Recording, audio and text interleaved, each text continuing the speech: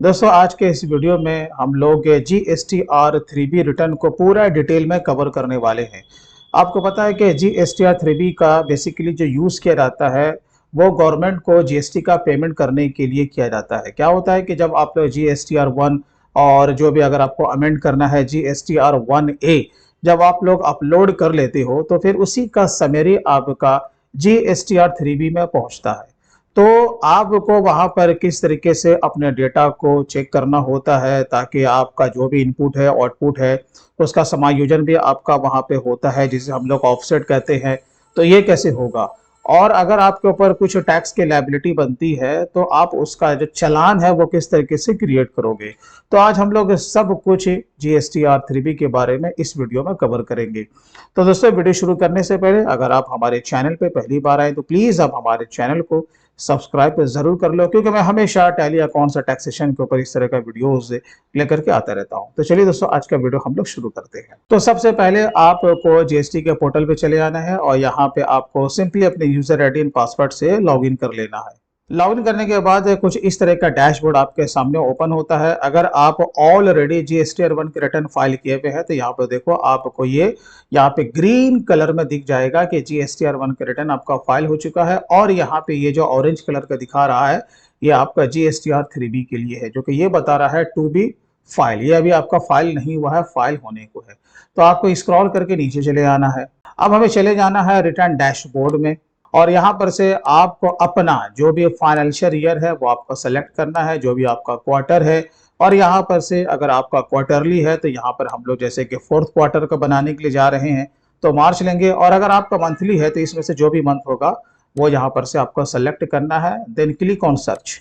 देखिए जब हम लोग स्क्रॉल करके नीचे आते हैं तो यहीं पे आपका सारा रिटर्न दिखना शुरू हो जाता है क्योंकि आज का जो हमारा टॉपिक है वो GSTR 3B के रिटर्न के बारे में है। तो मैं आपको थोड़ा सा यहाँ पे बता दूं कि ये जो GSTR 2B है ये आपके इनपुट टैक्स क्रेडिट का काम करता है, यानी कि अकॉर्डिंग टू लॉ आपका यहाँ पे जो भी डेटा रिफ्लेक्ट कर रहा है अगर वो आपका एलिजिबल आईटीसी है, याद रखिएगा क्योंकि आपको दिखेगा यहाँ पे सारा आईटीसी, लेकिन किसे लेना है किसे नहीं लेना है इसके लिए आपको इन एलिजिबल आईटीसी जो कि सेक्शन 17 सब सेक्शन 5 को अट्रैक्ट करता है वो आपको पूरा डिटेल में पढ़ना पड़ेगा क्योंकि सारा आईटीसी आपका GSTR 2B में ही दिखेगा लेकिन सारा का सारा आप क्लेम नहीं कर सकते। तो आपको क्या करना पड़ेगा, इनवॉइस मैनेजमेंट सिस्टम में जाकर के उसे डिसअलाउ करना होगा। तो ठीक है, तो बेसिकली यहाँ पे आपका जो कि 2B है वो आपके इनपुट टैक्स क्रेडिट का काम करता है। तो चलिए हम लोग यहाँ पे व्यू करते हैं। देखिए ये आपका पूरा डिटेल में आपको शो कर देता है कि जिस भी क्वार्टर जिस भी मंथ का आप लोग रिटर्न बनाने के लिए जा रहे हो कितना आपका IGST वाला परचेज है, कितना CGST, कितना ACGST। और यहाँ पे देखोगे आपका पार्ट बी जो दिखता है वो आपका रिवर्स है, यानी कि सामने वाले ने आपको क्रेडिट नोट इशू किया है तब जाकर के वो आपका यहाँ पे वो फिगर आता है। तो इसका माने हुआ कि ये फिगर आपका लेस होकर के GSTR 3B में जाएगा। तो खैर ये तो हो गया कि आपको अपने भी बुक से रिको कर लेना है कि जितना भी यहाँ पे आपका GST का फिगर है वो आपके अपने टैली के बुक से मैच कर रहा है या फिर नहीं कर रहा। अब यहीं से आप GSTR 3B में जा सकते हैं और यहीं से आप जो कि इनवॉइस मैनेजमेंट सिस्टम है आप वहां पर विजिट कर सकते हैं। और अगर आपको ये पता है कि इसमें बहुत सारा ऐसा आईटीसी है जो कि आपका ये डिसअलाउ हो जाएगा तो यहाँ पे आप उसे जाकर के क्या करेंगे, रिजेक्ट कर देंगे इनवॉइस मैनेजमेंट में। ठीक है, तो चलिए ये तो बात हो गई कि आईटीसी को आपको पूरा क्लेम नहीं करना है। अब हम लोग चले आते हैं सीधा GSTR 3B में। यहाँ पर इस तरह का मैसेज आएगा, इसका माने ये है कि आपका सारा यहाँ पे ये जनरेटेड है, बस आपको क्लोज कर देना है। देखिए GSTR 3B में यहाँ पर इतने सारे आपको टेबल दिखते हैं। तो ये आपका मेन टेबल है जो कि लायबिलिटी का टेबल है, राइट। यहाँ पे आपका जितना भी आउटवर्ड सप्लाई है जो कि आपका समरी के तौर पे यहाँ आता है, प्लस अगर कोई RCM वाला आपके ऊपर कोई टैक्स की लायबिलिटी बनती है तो वो भी इसी के अंदर दिखता है। ठीक है, चलिए हम लोग इसके अंदर चलते हैं। तो देखिए आपका ये जो पहला वाला कॉलम है इसमें क्या है कि जितना भी आपका टैक्सेबल आइटम जो कि आपने GSTR 1 में दिखाया, अमेंड किया GSTR 1A में, राइट, तो उसका समरी के तौर पे यहाँ पे उसका टोटल टैक्सेबल वैल्यू आता है और प्लस जिस भी तरह का आपका सेल है चाहे वो इंटर स्टेट हो या इंट्रा स्टेट हो तो वो टैक्स यहाँ पे ऑटोमेटिक आ जाता है। इसके अलावा अगर आपका आपका जीरो रेटेड सप्लाई है तो वो यहाँ पे आता है, इसके अलावा आपका नील रेटेड है तो वो आता है। प्लस यहाँ पे जैसा कि मैंने आपसे कहा कि अगर आपके ऊपर कोई आरसीएम की लायबिलिटी बनती है तो वो आपका इस वाले कॉलम में शो होता है। बस एक बार हम लोग यहाँ पर आते हैं वेरीफाई करने के लिए, जबकि हमें डेटा को यहाँ पे कुछ करना है नहीं अभी, जबकि ये आपका फ्रीज नहीं है।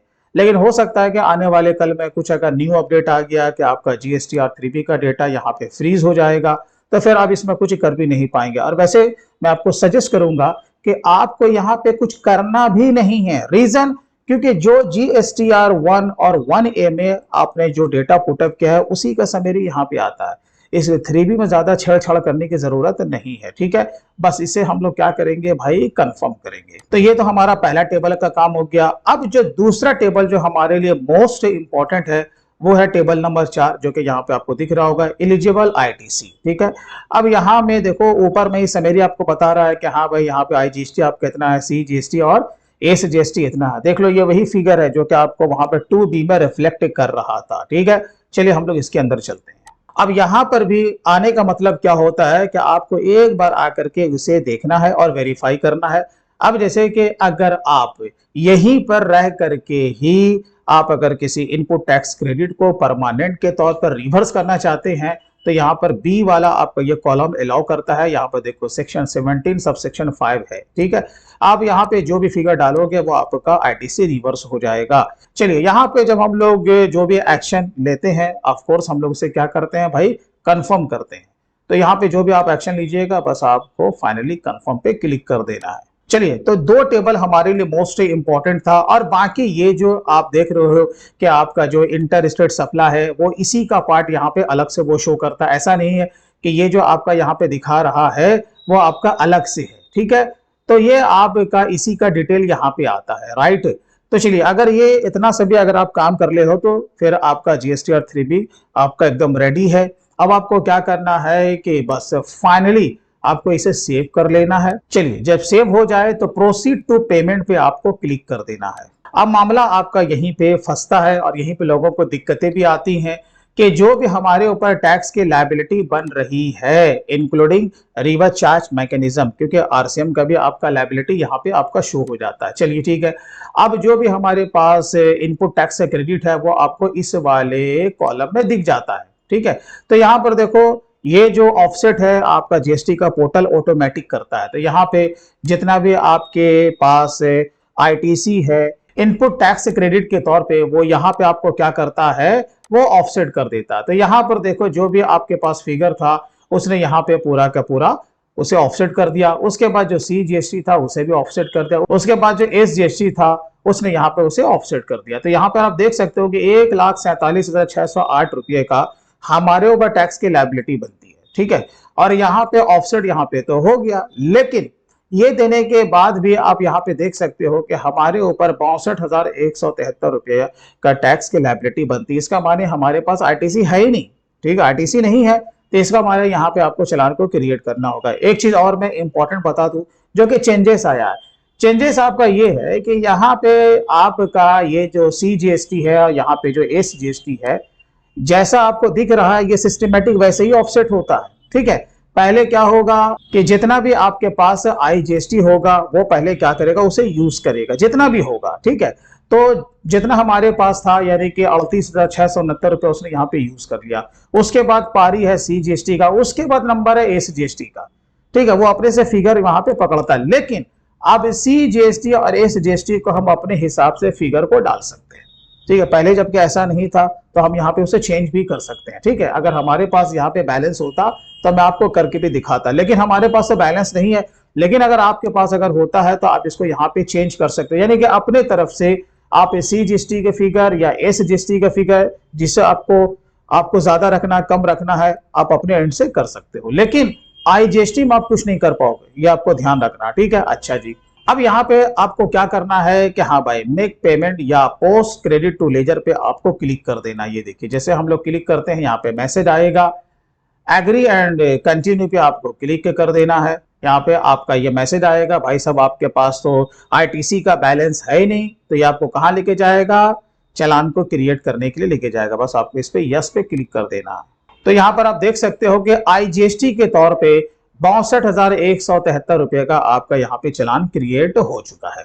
अब सवाल यह है कि बस आपको यहाँ पर ई पेमेंट पे क्लिक करना है और यहाँ पे जनरेट चालान पे आपको क्लिक कर देना है। चलिए, चालान यहाँ पे आपका सक्सेसफुली जनरेट हो चुका है। इसका जो वैलिडिटी है आपको यहाँ पे स्क्रीन पे दिख रहा है। आपका इस तारीख को ये चालान एक्सपायर कर जाएगा। ऐसा नहीं है कि आपको इमीडिएट इसका पेमेंट करना है, आप इस तारीख तक आप इसका पेमेंट कर सकते हैं।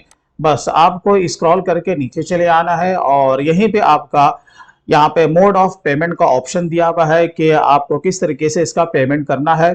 आपको यहाँ पर मेक पेमेंट पे क्लिक कर देना है और आगे जा करके आपको इसका पेमेंट कर देना है।